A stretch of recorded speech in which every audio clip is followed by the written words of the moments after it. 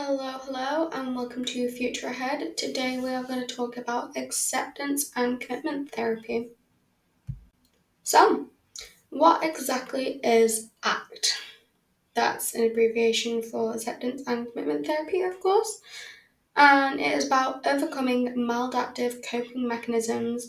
So, by doing this, we are able to accept realities, we're able to move on, and we're able to harness positive lifestyle through healthy coping mechanisms and a healthy lifestyle. Now, as with most therapies, ACT isn't suitable for everyone. However, it's most commonly used with people who are going through addiction, chronic illness, or OCD.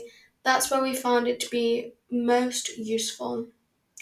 And thinking about where ACT is unsuitable, well, if someone wants to deal with past trauma, they want to go to therapy so that they can sort of debrief on everything that happened, dissect the situation, and understand it. Well, ACT is all about moving forwards and how we want to be in the future. So it is less suitable for people that want to come to therapy to debunk what happened in their past.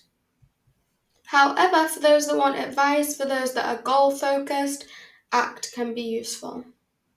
Now, in the process of using the ACT matrix, which we will get to in a second, the patient is encouraged to engage in mindfulness. So there's four levels to mindfulness, that is acceptance, cognitive diffusion, contact with the present moment, and the observing of the self. So, what ACT does is it actually engages with all four levels of mindfulness that we have here. We focus on the client's behaviors, their experiences, and what they can do in the current moment and what they can do in the future in order to manage both their behavior and their mindset and how the two intertwine to create a better future. This is the ACT matrix. So now you can sort of see what I mean by this mindfulness and the different levels. So up at the top, we have our senses. So in these top squares, we're going to be thinking all about our behaviors and how we interact with the world. And then on the bottom, we're going to think about our feelings and our internal experiences. So this can also be bodily feelings. On the left, we have behaviors that drive us away and thoughts that drive us away. And on the other side, we have anything that we can do in the now or in the future in order to drive us forward. So here you can see that at the beginning of therapy, someone may have a lot of behaviors or internal thoughts they're engaging with. And these would go on the left hand side, on the away side. So here we have what maladaptive behaviors do they engage in the top left. And then in the bottom left, we have what unwanted or difficult thoughts or feelings might show up. So let's do an example, someone who binge eats. They will have maladaptive behaviors such as eating in order to cope with their emotions. So now you can see how the different squares interact with each other, how the external and internal experiences uh, interact with each other in order to inform our external world. And with someone who is binge eating, they may say, okay, I have thoughts that come up such as, I hate myself, I can't cope with life, and then they rely on binge eating to help these behaviors. However, when we look at the ACT matrix, we realize it doesn't actually help, it's a maladaptive coping mechanism. So we may say, okay, what can we do to get us out of these thoughts? So we focus on who and what is important to us and how the behavior may align with our values. So we may ask the person, what is it that you actually want to view yourself as? What would you like to feel? And through that, we can sort of see how they should interact with themselves and how they should interact with the world in order to feel that. So they may say, well, all this binging has got me quite fat. So I don't feel good about myself. I hate myself. Well, what's going to stop you from being fat?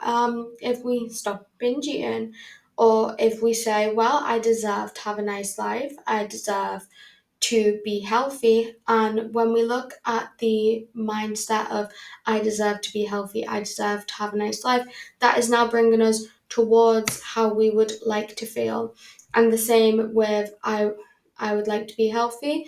We then want to eat healthy things, which will also bring us towards how we would like to feel. The same goes for drug addiction. So, what maladaptive behaviours do you engage in? Well, you may say, I take cocaine every Friday and I wake up in the morning and I hate myself. So, then once again, that I hate myself takes us back into unwanted and difficult thoughts. And what behaviours can we do to bring us towards a goal lifestyle? Well, we can not take cocaine. And then that stops us from slipping into the cycle of, why have I done that again? I hate myself, and brings us into, I can be happy, I can be healthy, so this is how I'm going to treat myself. I'm going to treat myself as a happy, healthy person would. And through doing this, the person will then begin to harness self trust and they'll begin to like themselves. So this is essentially what we've just looked at with the ACT matrix. However, let's just debrief on it through this sort of process chart. So first of all, the patient is going to identify with their problem behavior. They're going to understand why it's a problem. They're going to understand what they would like to see within themselves, any behaviors that they could then take on to make positive change. So once they engage in this behavior, it informs their inner mental state. And the next box is that their behavior then makes them more aware of their values and motivates the patient to engage with the behavioral change. However, sometimes they may identify the values that they wish to have, or the values that they feel they have at the core that they are not currently living in alignment with. Earlier on in the process, the therapist generally will ask the patient to identify their inner values, their core values, the positive values that they wish to align themselves with. But the patient may not always be so self-aware or aware of what a positive value may look like early on in the process. Sometimes this can look like some suggestions from the therapist's side. However, not everybody likes to operate like that.